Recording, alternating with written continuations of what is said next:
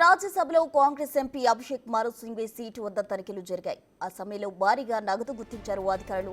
ఈ అంశంపై సభలో పెద్ద దుమారం ఏర్పడింది. అయితే ఈ ఘటన పట్ల తెలంగాణ నుంచి ఎంపీగా ఎన్నికైన సింఘ్వి ఓ వీడియో ద్వారా ప్రకటన చేశారు. రాజ్యసభకు వెళ్తున్న సమయంలో ఒకే ఒక్క 500 రూపాయల నోటు పట్టుకెళ్తా అని సింఘ్వి చెప్పారు. తన సీటు వద్ద నోట్ల కట్టలు ఉన్న విషయాన్ని మొదటిసారి వింటున్నట్లు తెలిపారు సింఘ్వి.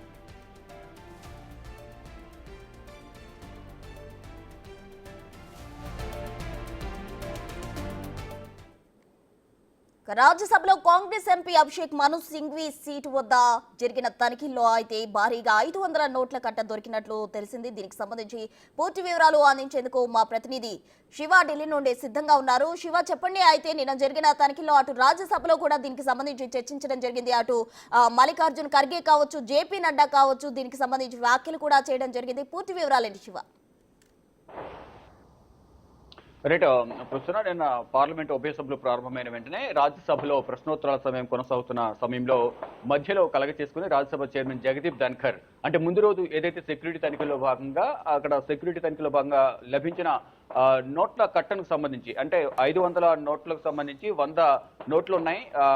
500 కట్ట దొరికింది అక్కడ. అది 50,000 వరకు ఉంటుందనేది ప్రధాని చెప్పారు. అది కూడా అభిషేక్ మను సింఘ్వి సీటు వద్ద అంటే అభిషేక్ మను సింఘ్ కేటాయించిన 222 సీట్ నెంబర్ అంటే 222 సీట్ నెంబర్ వద్ద ఇవి దొరికాయి. కాబట్టి అభిషేక్ మను సింఘ్పై విచారణకు ఆదేశిస్తున్నాము. ఇది సభ మర్యాదలను అగౌరవపరిచే విధంగా కూడా ఇక్కడ ఉంది. ఇది డబ్బు ఎవరిదనేది తెలియాలి అనేది ప్రధానంగా అభిషేక్ మను సింఘ్పై విచారణకు ఆదేశిస్తున్నట్టు జగదీప్ ధన్ఖర్ ఒక ప్రకటన చేశారు. దీనిపై అభ్యంతరం వ్యక్తం చేస్తూ కాంగ్రెస్ పార్టీ జాతీయ అధ్యక్షులు రాజ్యసభ ప్రతిపక్ష నేత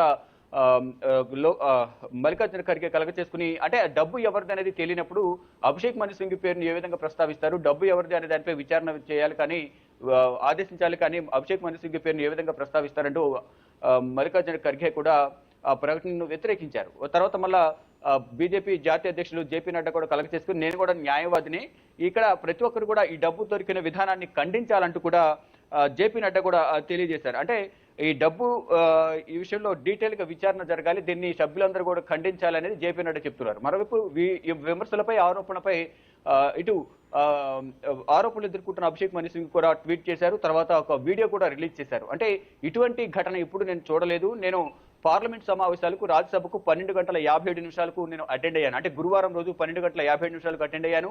1 గంటకు సభ వాయిదా పడింది.